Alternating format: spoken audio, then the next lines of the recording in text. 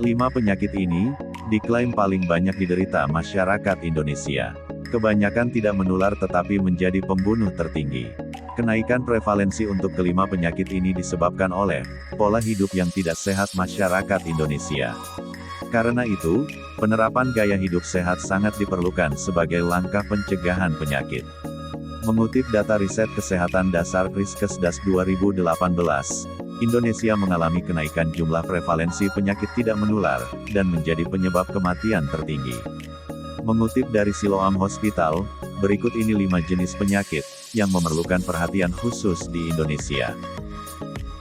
Hipertensi telah menyebabkan kematian sekitar 8 juta orang per tahun.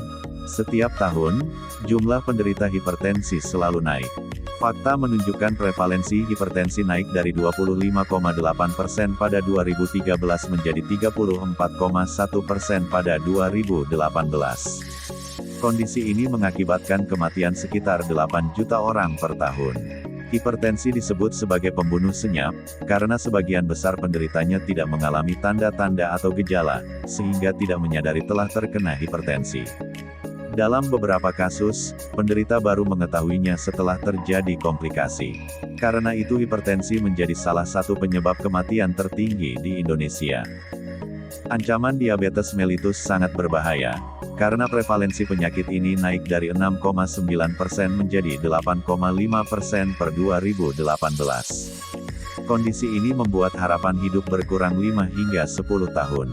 Masyarakat perlu berhati-hati agar tidak terkena diabetes mellitus, karena komplikasi yang ditimbulkan berdampak buruk bagi fungsi mata, jantung, ginjal, kulit, saraf, hingga saluran pernapasan. Di Indonesia sendiri, diperkirakan terdapat 10,7 juta jiwa yang hidup dengan diabetes. Hal ini membuat Indonesia menempati posisi ke-7 di dunia sebagai negara dengan penderita diabetes terbanyak. Stroke menjadi penyakit tidak menular, yang menyebabkan kasus kematian terbanyak. Pada 2018 prevalensi stroke naik dari 7% menjadi 10,9%. Walaupun kasus sering ditemukan pada kelompok usia 45-74 tahun, stroke juga banyak ditemukan pada kelompok usia 15-24 tahun di Indonesia. Data 2014 yang pernah dilakukan Litbangkes Kemenkes, 21,1% dari seluruh penyebab kematian dari berbagai penyakit disebabkan oleh stroke. Saat ini kanker menjadi penyakit tidak menular penyebab kematian terbanyak, setelah stroke dan hipertensi. Data prevalensi penyakit ini naik dari 1,4% menjadi 1,8% pada 2018. Merokok menjadi faktor risiko utama yang menyebabkan 20% kematian akibat kanker, dan 70% kematian akibat kanker paru-paru di dunia. Sebanyak 30.554 pasien aktif menjalani cuci darah pada 2015, sebagian besar jumlah tersebut adalah penderita gagal ginjal kronis. Keterlambatan deteksi dan penanganan terhadap penyakit ini membuat prevalensi kematian cukup tinggi.